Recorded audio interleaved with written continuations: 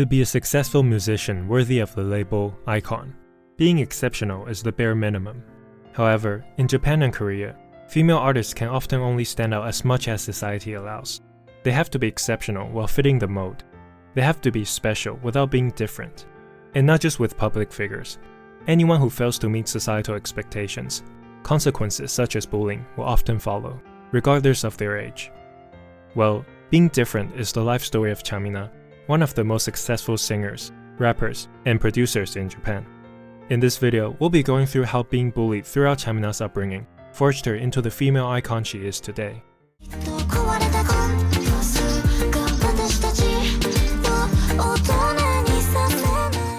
Chamina was destined to be different from day one. Born in Korea in 1998 to a Japanese father and a Korean mother, she spent the first several years of her life moving around Korea, Japan, and the US. This unique upbringing gave her the opportunity to learn all three languages and gain a multicultural background that is still scarce in today's Japanese society. While these qualities will prove to be invaluable as she ventures into the world of entertainment, they will first force her to face the cruelty of society at a very young age. When Chamina started elementary school in Japan, her Japanese was still relatively poor, as she mainly spoke Korean at home, and she had never been in a consistently Japanese-speaking environment until settling in Tokyo at the age of 6. So she struggled to make friends or even have normal conversations with her classmates. As a result of her failing to fit in, she was heavily bullied by her peers.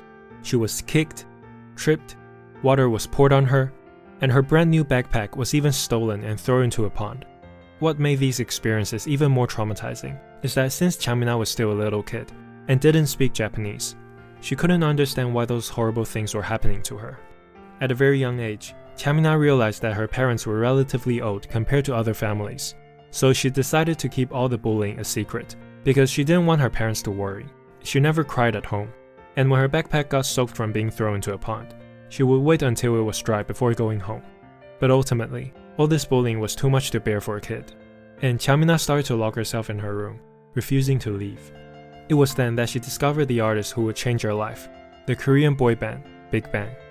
Chamina had always dreamed of becoming a singer, and since her mother was a ballerina, she started learning ballet, piano, and violin at a very young age. But the moment she saw the music video of Haru Haru, she instantly became obsessed with K-pop and rap.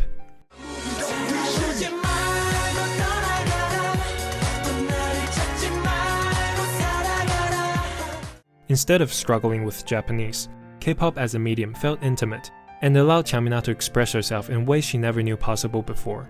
As it became clear to her the type of singer she wanted to become, she dropped her ballet lessons and started learning hip-hop dance. She also began experimenting with songwriting, which is a requirement for any successful rapper. Fast forward to 2016. Now a high schooler, Chamina has significantly improved her rapping skills after years of practicing with songs by Big Bang. And as her songwriting skills matured, she believed it was time for her to take the next step. The question is, where? Chamina has finally adapted to the nuances of being Japanese. While Korean is still her preferred language, her Japanese level is on par with any other high schooler, if not more, considering how she had practiced songwriting since elementary school. On the other hand, K-pop is her passion, and all her training was based on K-pop standards. Her vocal techniques, music style, and dance skills were all K-pop coded. The decisive factor ended up being her high school friend and fellow aspiring rapper, Meshi, who begged her to stay in Japan. And so she did. When searching for a way into the industry, Chamina stumbled upon the televised high school rapping contest, where aspiring high school rappers face off each other through freestyle battles. One of the judges was Arishite, best known for his work with Creepy Nuts. Although Chamina got eliminated in the second round, it was her first TV appearance and a massive step for her career. With everything in place, Chamina released her debut song, Misene, featuring her best friend, Meshi.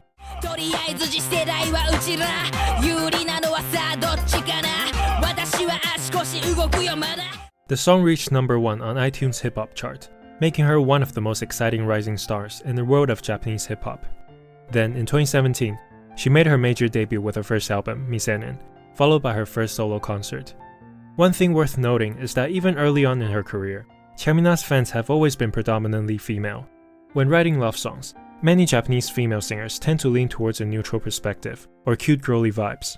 But with Chamina's no-nonsense hip-hop music, she was able to write songs that were unfiltered and personal.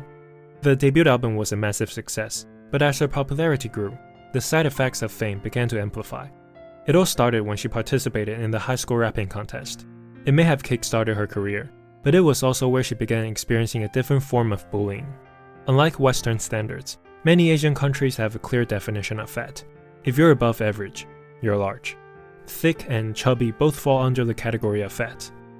After making her first TV appearance, while the majority of comments on social media were complimenting her talent, Chamina also noticed several comments mentioning her weight.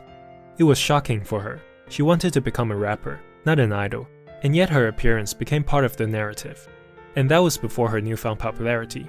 After her debut album, the number of body-shaming comments surged under her music videos and social media posts. Bear in mind that Chamina was only a 17-year-old girl when people were leaving such horrible comments. She may have experienced physical bullying as a kid, but this wave of cyberbullying was still too much for someone of her age to handle. She became depressed.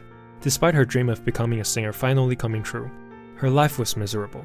As a result, she lost 16 kg due to stress. And suddenly, the hateful comments disappeared. They were replaced by, ironically, comments complimenting her appearance and weight loss. The torment was finally gone, but the irony and hypocrisy only filled Chamina with unease. That being said, she endured the darkest time of her life. And the phrase, "What doesn't kill you only makes you stronger," has never been truer. From this point on, nothing was stopping her. In 2018, Chamina released a song that reflected her journey of overcoming bullying, Pain is Beauty.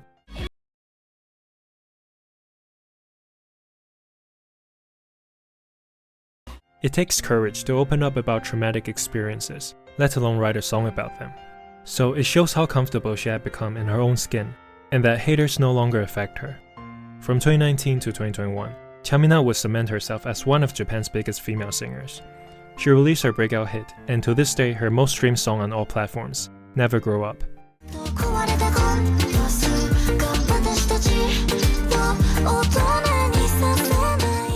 My personal favorite, Voice Memo number 5.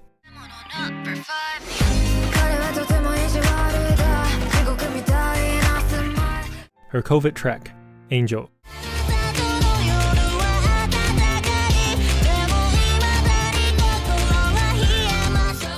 She even featured on the remix of Best Friend by Saweetie and Doja Cat.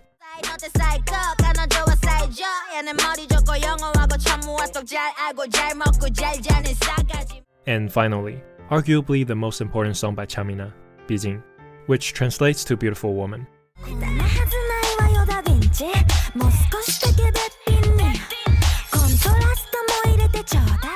Negative comments about Chamina's appearance may not affect her anymore, but that doesn't make them acceptable. And not just toward her, but to all women. The music video of Bijin took her 4 months to film, as she gained 10 kg and then lost 15 kg throughout the process. All this physical transformation was for one simple yet powerful message: beauty comes in all shapes and forms. The music video is something to behold, but it's the live performances that take the song to another level. During one of Chamina's concerts, she removed her makeup halfway through the performance of Bijin.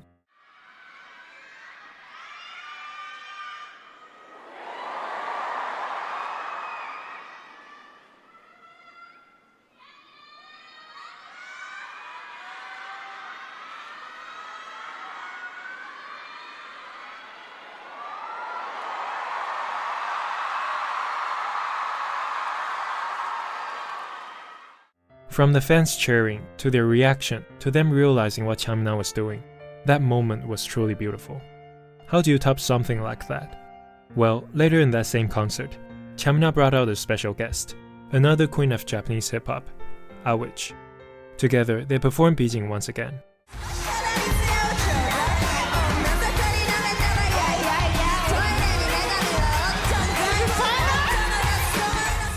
The first performance was beautiful, but this one was powerful. Since then, Chamina continued breaking molds and paving the way for Japanese women. She did something pretty much unheard of in Japan by releasing a music video and performing at a music festival, all while deep into her pregnancy. She also launched a girl group project called No No Girls, which directly leads us to my next video, Hana. What Chamina is doing for female singers and helping people feel comfortable in their own skins is nothing short of remarkable and revolutionary. Despite her music coming off as edgy in comparison to mainstream J-pop, Chamina's ability to write songs based on her experience as a woman finding her place in a traditionally patriarchal society has given younger generations of Japanese girls an icon to look up to. Chamina's life story is one about being different, about not fitting in, and living in a society where people will hate you, bully you for having such qualities. Life can be tough. However, if you can just shift the power in your direction by being bold enough, then it won't be like this forever. That's what Chamina did, and that's why she's Japan's top female icon.